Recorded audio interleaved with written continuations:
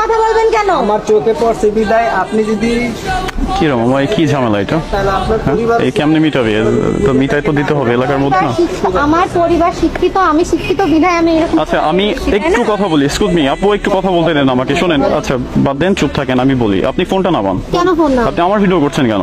আমি যারা যারা এখানে আছে আমি সবার ভিডিও করি। আমারও ভিডিও হচ্ছে, আপনি উঠে যাচ্ছেন আমার ভিডিওর মধ্যে। ঠিক আছে, আমি বলি, আপনার কোনো প্রবলেম নেই তো? মানতেই চাচ্ছেন না। আচ্ছা ঠিক আছে, আমি বলি।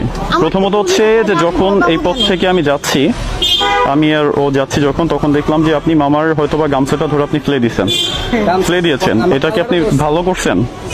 আপনার সাপোর্টে কথা বলি আমি। হ্যাঁ ঠিক আছে, তার নজর খারাপ। তাকে ধরে 2-3 বার টানও দিছে, টান দিয়ে তারপর গামছা ফেলে তা আপনি কি এটা করতে পারেন? সে রিক্সা চালায়, সে গরিব মানুষ, তার জন্য কি সে মানুষ না? আপনি তো এটা করতে পারেন না, এটা আপনার রাইট নেই।